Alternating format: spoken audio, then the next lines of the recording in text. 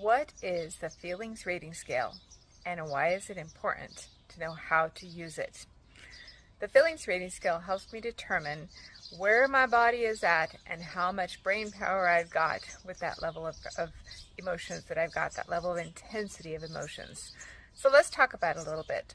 Level 1, that is the level where I feel at rest, at peace. I can hear the birds chirping. I can see the sun shining. The bird just flew by. I hear water. All of my senses are alive and awake. There is no stress. There's the absence of concern. I am at peace and at rest. Level 2 is the next level, and that is the level where I feel active and participant in life. I feel more energized. I feel more enjoyment, or I feel more intensely, but it's a calm feeling where I know I've got this mastered.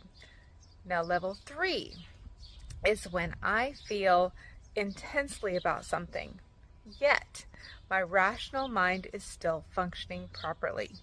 So I may be angry, I may be happy, I may be frustrated, I may have all sorts of emotions pretty intensely, but I can trust myself and my body is able to manage what is going on.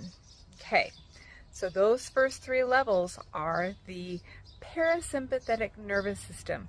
All the blood is still in my frontal cortex, which means that I can make my smart decisions, even if I feel some things a little bit intensely.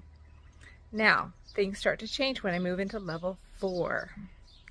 Level 4 is when I start to notice some changes in my body. My blood is literally going to the outskirts of my body, to my limbs, leaving my brain a little bit. I'm not able to think so clearly. I might be crying. I might feel very upset about some things. I don't want to hurt myself though. That's level 5. Level 5, I want to hurt myself, somebody else, or destroy something. Destroying things, they've got rage rooms for a reason, folks. And that gets that destruction out without harming somebody. Level 5 is destructive and it's dangerous. And when you get to 4 and 5, you are fully in the sympathetic nervous system. And that means you should not be making decisions. You should not be expressing yourself to other people. You should not be solving a problem, because that will be a destructive plan. You should not be making choices. You need to be focused upon, how do I help myself get back to a level 3, 2, and 1 so all my blood can be restored into my major organs. That's going to revolve around coping skills, sleeping, eating, exercise, talking to people, to help me wind down, not the people that I'm frustrated with, where I need to address that meaningfully. There's one more level, and that is level 0, which is at the bottom of the list. And that's when 5 is the upper limit, and my body said, enough, I'm done. And I shut down entirely and completely, and no decisions can be made. And I go into a fetal position, emotionally, physically, can't do anything. Isolated, not communicative, shut down. That's dangerous. That's the dangerous place to be at. So our goal then, with our feelings rating scale, is to keep ourselves at a 3, 2, or 1, and manage what is happening in us physically, so we are able to stay in that smart part of our brain and really take care of ourselves and protect ourselves.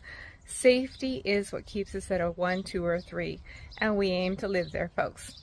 If you're in a home where you notice that folks are often at a 4, 5, or a 0, I encourage you to find a locus of friends, a group of friends, a place you can go, a hill you can climb, some things that you can do to kind of get your body back where it's supposed to be at a 1, 2, or a 3.